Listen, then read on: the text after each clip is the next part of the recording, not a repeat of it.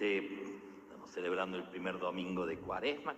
Hemos empezado el miércoles pasado este tiempo de preparación para la Pascua, el miércoles de ceniza, con ese gesto de ser signados, de ser bendecidos con la ceniza y con esa doble expresión: recuerda que eres polvo y al polvo volverás, o aquello de conviértanse y crean en el Evangelio.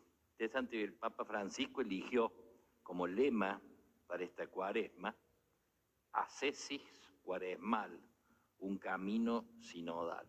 Este es el lema: ascesis cuaresmal, un camino sinodal. Ascesis, lo primero que voy a decir, bueno, ¿qué significa ascesis? Ascesis es un esfuerzo humano que responde a la gracia de Dios para desarrollar nuestra vida espiritual, nuestra santidad. Es como un trabajito interior, es arduo. La ascesis es una lucha, implica una lucha interior, un ir venciéndose a sí mismo, es el desafío, ¿no? Y nos invita a ver la relación entre la Cuaresma y la sinodalidad. O sea, en este sentido nos dice que a Jesús hemos de seguirlo juntos. Eso significa sinodal. El sínodo significa caminar con, ir con otros, ¿no? Por lo tanto, en este sentido nos dice, a Jesús hemos de seguirlo juntos. Y juntos como iglesia peregrina en el tiempo, vivimos la Cuaresma, caminando con los que el Señor ha puesto a nuestro lado, compañeros de viaje, como compañeros de viaje, comenzando por supuesto con nuestra familia, ¿no? O sea, la Cuaresma es un camino hacia la Pascua. Nos preparamos durante 40 días para celebrar la Pascua de Jesús, que es fundamentalmente su muerte y su resurrección, su paso de este mundo al Padre. Por lo tanto, la ascesis cuaresmal es un compromiso, animado siempre por la gracia para superar nuestras faltas de fe, nuestras resistencias a seguir a Jesús en el camino de la cruz. Y en este camino somos tentados. La tentación es todo aquello que nos presiona para apartarnos del camino de Dios. Por otro lado, es bueno saber que, dice el Señor en la palabra, si querés seguir al Señor, si querés servir a Dios, hasta ahí la tentación. Si digo no, y sigo de viaje, sigo mi camino, he vencido la tentación. Si aprovecho la distracción de la kiosquera, lo saco y me lo como, entonces he consentido a la tentación. Ahí hay pecado. Hay pecado, por supuesto, más leve, más grave. Entre comerse un chocolate y matarlo al vecino, por ejemplo, porque me tira la basura, es un poquito más grave, por ejemplo, ¿no? O sea, pero no confundir tentación con pecado, porque hay gente que vive escrupulosamente suponiéndose en pecado, cuando en realidad lo que está haciendo está siendo como invadido o avasallado por muchas tentaciones, desde las más descaradas a las más sutiles muchas veces, ¿no? Por lo tanto, esto es importante aclararlo. Cuaresma entendida sinodalmente es este tiempo para reconocer y desenmascarar las tentaciones actuales de cada uno de nosotros. Animarle a ponerle un nombre. Quizás la pregunta sea para nosotros hoy, hoy, a mí, es decir, a mí, a cada uno de nosotros, ¿no? ¿Qué me aparta de Dios? ¿Cuál es el obstáculo más fuerte en mi corazón en este momento para poder seguirlo al Señor, para estar cerquita de Él, ¿no? Reconocer el mal, creer, por otro lado, y confiar que Jesús puede sanarlo con su misericordia, ¿no? El mismo ha dicho, no tienen necesidad los sanos, sino los enfermos. No he venido a llamar a los justos, sino a los pecadores, ¿no? O sea, animarme en esta Cuaresma a ver y a oír lo que pasa por mi propio corazón enfermo, para experimentar allí también la redención que obra el Señor en mi corazón, ¿no? Cuaresma es un momento, por lo tanto, fuerte de decisión por Dios, como que hay que decidir por Él. Es un tiempo para revisar nuestras opciones personales, que puedan estar o debilitadas, o confundidas, o revocadas, o vulneradas, ¿no? O sea, revisar con sinceridad y lealtad mi manera de ser, mi manera de ver, dónde nos encontramos, como decimos en criollo, a ver, es un modo de revisar dónde estoy parado espiritualmente en este momento en mi vida, familiarmente, apostólicamente, dónde estoy parado, ¿no? Tiempo de revisar en definitiva la calidad de mi relación con Dios en este momento, ¿no? Nos sabemos tentados, pero también es necesario sabernos capaces de vencer con Cristo nuestras tentaciones. Y eso nos tiene que dar mucha esperanza y mucha fuerza. Tiempo de decisiones, decimos, ¿no? La Cuaresma. Fíjense, en las lecturas de hoy, en el Antiguo Testamento y en lo Nuevo, manifiesta dos tiempos de decisiones. La primera es, tanto Adán y Eva como Jesús, en las dos, tanto Adán y Eva como Jesús tienen que decidir ante la propuesta seductora del demonio y la propuesta de Dios. Adán y Eva fracasan, son vencidos porque deciden mal. Dios los puso en el jardín para que lo cultivara, para que lo cuidara, y el hombre, Adán y Eva, promovido a jardinero por el Señor, prefirieron saquearlo, prefirieron estropearlo.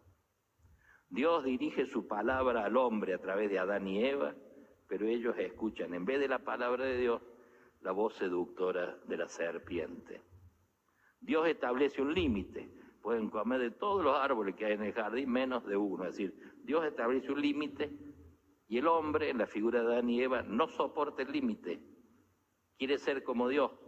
Se constituye en principio absoluto del bien y del mal, ¿no? O sea, es interesante ver cuál es el método, cómo hace el demonio para tentarlos, ¿no?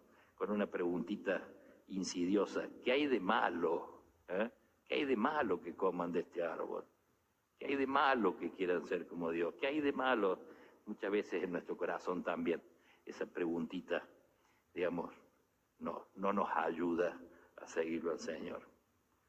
Esto Adán y Eva. Y en el caso de Jesús, en el caso del Señor, Cristo fue tentado y venció. Y en Él hemos vencido nosotros. Fue tentado en el hambre y en la sed, fue tentado en el frío y la fatiga, fue tentado en éxitos clamorosos o la posibilidad de los éxitos y en fracasos desalentadores. Fue tentado en la soledad y en la incomprensión de sus allegados, incluso de sus discípulos. O sea, el demonio lo tienta a Jesús para que su misión no sea a través de la cruz. Y entonces le ofrece una redención sin dolor, sin cruz. Fulton Sheen llamaba las tentaciones de Jesús los 3 atajos para no pasar por la cruz. La primera tentación del demonio de Jesús, esta tentación de un mesianismo materialista. Un tiempito atrás Dios Padre había dicho en el bautismo, tú eres mi hijo muy amado. Entonces el demonio le retruca, si eres el hijo tan amado, ¿por qué tenés hambre? Deberías estar lleno.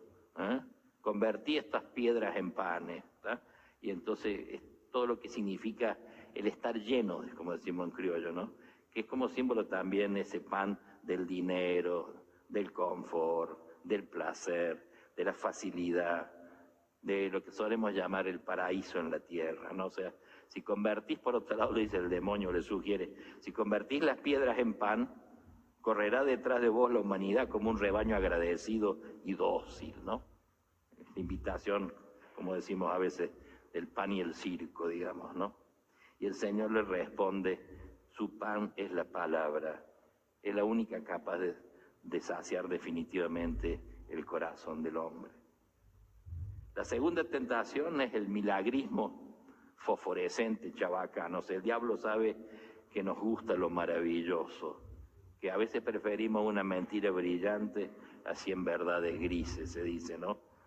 Es como que le sugiere, no vas a necesitar predicar, no vas a necesitar ni siquiera morir, sino triunfar. Tírate de acá, que los ángeles te sostengan, o sea, mándate un milagrazo y triunfas. O sea, un triunfo sin lucha o la santidad. Eso es lo que tiene que decidir el Señor y nosotros también. Es la tentación de la eficacia apostólica, es la rápida eficacia de este mundo o aceptar la lenta eficacia del amor. Mándate un santo mortal, le dice, ¿no? De alguna manera. Y metele publicidad, metele imagen, ¿no? O sea, la tentación también se vuelve a dar en los discípulos cuando llegan en la pasión a Jerusalén y la gente quería conocerlo al Señor, gente que venía de otros pueblos. Los discípulos van a verlo a Jesús y dice, viene gente que son paganos, que no son de los nuestros. Mandate un milagrazo y nos metemos al bolsillo a todo esto. Y la respuesta del Señor a eso, fíjense, es: si el grano de trigo no cae en tierra y muere, no da fruto, ¿no? La respuesta que los discípulos ni habrán entendido, ¿no? O sea, la tentación de eliminar la cruz para que el cristianismo, nuestra vida cristiana, sea más llevadera, ¿no? Y la tercera tentación es la más descarada, es la tentación del poder. Te ofrezco todo esto, cosas que además no le pertenecían a él, ¿no? Ponete de rodillas frente a mí y yo te entrego todo esto, ¿no? En el fondo es para nosotros el independizate de Dios. Viví sin Dios, ¿no? Y el Señor le dice no, porque desde la altura de un trono, y se lo subió arriba, y desde arriba le mostró a todo el mundo como diciendo, adórame a mí y te regalo todo esto, ¿tá? El Señor le dice no, porque desde la altura de un trono es casi imposible amar y servir, ¿tá? Interesante, algún autor dice, el trono aleja, la cruz acerca, ¿no?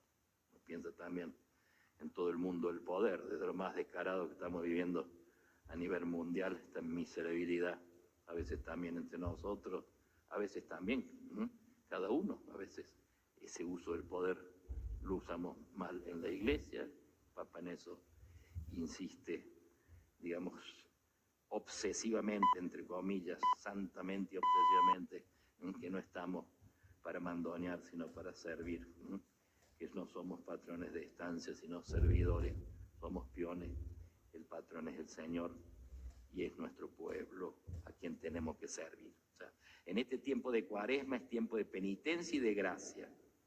Más que centrarnos, importante, más que centrarnos en los momentos de tristeza, de angustia, de desolación, nos va a ayudar más en el seguimiento de Cristo, en este tiempo que hemos comenzado, a dedicarnos un rato cada día a la meditación sincera, a través de una reflexión seria, abierta a la verdad, y de este modo nuestra vida superficial, digamos así, va a crecer en profundidad. Nuestra laxitud ante el pecado se va a convertir en búsqueda de gracia, de amor, de perdón. Nuestros odios, nuestros resentimientos que a veces llevamos así como muy recónditos, muy guardaditos en el corazón, cederán el paso a la amistad o al perdón. Nuestra soledad marginadora buscará formas de convivencia y de cercanía a los más lejanos, a los olvidados. Nuestros idealismos desencarnados, a veces volados, se convertirán en compromisos encarnados que tocan la carne herida de nuestros hermanos. Este es el tiempo que comenzamos, ¿no? Y ojalá este tiempo, además, digamos, junto con que se nos pide la oración, se nos pide el ayuno, o sea, gestos de penitencia, y se nos pide caridad, se nos pide solidaridad. Que podamos tener esos ratitos, yo le diría, pensar en estos días, a tener ese tiempito de oración cada día, que no hace falta que sea largo, ¿no? A veces a veces suponemos que Dios merece más tiempo, al final no le damos nada. Entonces en eso tener la humildad de rezar lo que podemos según la vida de cada uno, ¿no? Y este es el desafío. Se dice que si no podemos lo ideal, hagamos lo posible, ¿no? Pero que no falte cada día ese ratito de oración. Le pedimos a la Virgen, ella, madre del camino cuaresmal, que ella nos tome la mano, que ella nos dé el empujoncito que necesitamos en este camino hacia la muerte y la resurrección de Cristo, este camino hacia la conversión de nuestro propio corazón, ¿no? Decía San Bernardo aquella oración tan linda: oh vos, tú, quien quiera que sea, que te sientes lejano de tierra firme, arrastrado por las olas de este mundo, en medio de las borrascas y tempestades, si no quieres zozobrar, no quites los ojos de la luz de esta estrella, la Virgen. Si el viento de las tentaciones se levanta, si el escollo de las tribulaciones se interpone en tu camino, mira a la estrella, invoca a María. Si sos balanceado por las agitaciones del orgullo, de la ambición, de la murmuración, de la envidia, todas las tentaciones, mira a la estrella, invoca a María. Si la cólera, la avaricia y los deseos impuros sacuden la frágil embarcación de tu alma, levanta los ojos hacia María. Si perturbado por el recuerdo de tus pecados, comienzas a dejarte arrastrar por el torbellino de la tristeza, a despeñarte en el abismo de la desesperación, piensa en María. En los peligros, en las angustias, en las dudas, piensa en María, invoca a María. Que su nombre nunca se aparte de tus labios, jamás abandone tu corazón. Y para alcanzar el socorro de su intercesión, no descuides los ejemplos de su vida. Siguiéndola no te extraviarás, rezándole no desesperarás, pensando en ella evitarás todo error. Si ella te sostiene, no caerás. Si ella te protege, nada tendrás que temer. Si ella te conduce, no te cansarás. Si ella te es favorable, alcanzarás el fin. Le pedimos entonces a la Virgen con mucho cariño que ya desde ahora, desde el comienzo de esta Cuaresma, sea ella nuestra compañera de camino en el corazón. Que así sea.